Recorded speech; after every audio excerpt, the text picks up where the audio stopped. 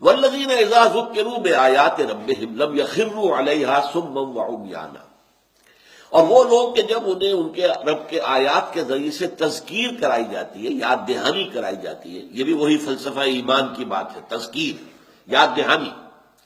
یہ قرآن کی آیات، یہ بھی آیات ہیں، اور یہ سورج اور چاند اور یہ رات اور دن، یہ بھی آیات ہیں، آیات آفاقیہ، آیات انفسیہ، آیات قرآنیہ، یہ تین آیات ہیں۔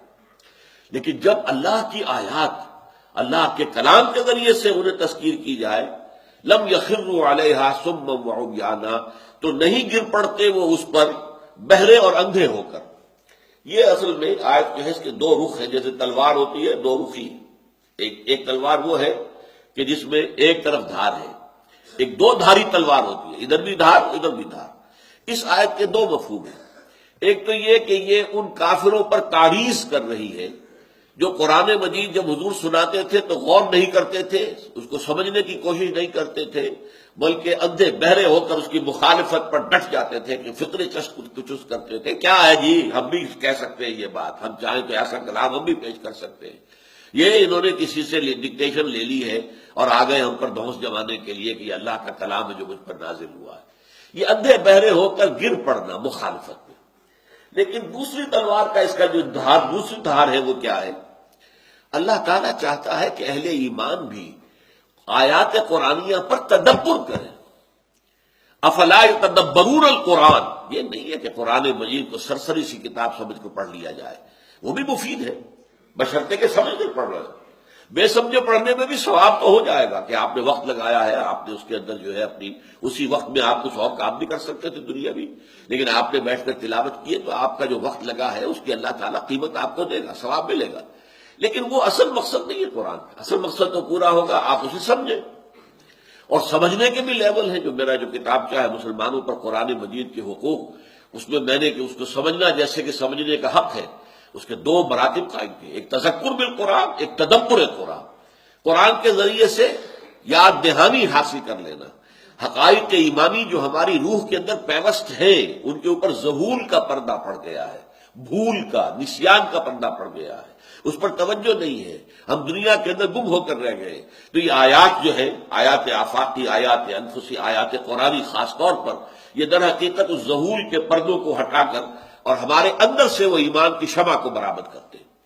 لیکن جب انہیں یہ دی جاتی ہے تو وہ تدبر کرتے ہیں، غور و فکر کرتے ہیں۔ یہ تدبر قرآن جو ہے وَتَدَبَّرُوا فِيهِ لَعَلَّكُمْ تُفْلِحُونَ، ایک حدیث بڑی پیاری ہے، یا اہل القرآن، اے قرآن والو، اللہ تتوسط القرآن، قرآن کو صرف اپنا تکیہ نہ بنا لینا۔ اب تکیے کے اندر دو مفہوم آ گئے، تکیہ جو ہے پیٹھ کے پیچھے ہوتا ہے، آدمی بیٹھتا ہے تکیہ لگا ہوا ہے، یا تکیہ وہ ہے کہ جس پر جو ہے انسان کوئی اپنے ذہن کے اندر ذہنی طور پر کچھ رکھتا ہے کہ اس سے ہمیں کچھ حاصل ہو جائے گا، میں قرآن والا ہوں، ہم حامل قرآن ہیں۔ ان دونوں چیزوں کا فائدہ نہیں۔ لا تتوسط القرآن، قرآن کو تکیے کی طرح پیچھے نہ پھینک دینا اور صرف اسے ایک زوم کی بنیاد نہ بنا لینا، بلکہ کیا کرنا، وَاتْلُوهُ حَقَّ تِلَاوَتِهِ فِي آنَاءِ اللَّيْلِ وَالنَّهَارِ، دیکھنا اس کی تلاوت کرو جیسا کہ اس کے تلاوت کا حق ہے، دن کے اوقات میں بھی رات کے اوقات میں۔ پھر یہ کہ وَتَغَنَّوْهُ، اسے پڑھو خوش آوازی کے ساتھ، خوش دھانی کے ساتھ، اچھے انداز میں پڑھو۔ اگر اللہ نے اچھی آواز دی ہے، اس آواز کو زین القرآن بِأَصْوَاتِكُمْ، اس قرآن کو مزین کرو اپنی آوازوں کے ذریعے سے۔ نمبر 3 یہ وَتَدَبَّرُوا فِيهِ لَعَلَّكُمْ تُفْلِحُونَ، اس کو اور مفشو ہو، اسے پھیلاؤ، عام کرو دنیا کے اندر، چہار ڈانگے عالم تک اس کا پیغام، اس کا نور پہنچا دو۔ وَتَدَبَّرُوا فِيهِ ہے، اس پر تدبر کرو، غور و فکر کرو اس کی گہرائیوں میں۔ جو اقبال کہتا ہے کہ قرآن میں ہو غوطہ زن اے مرد مسلمان۔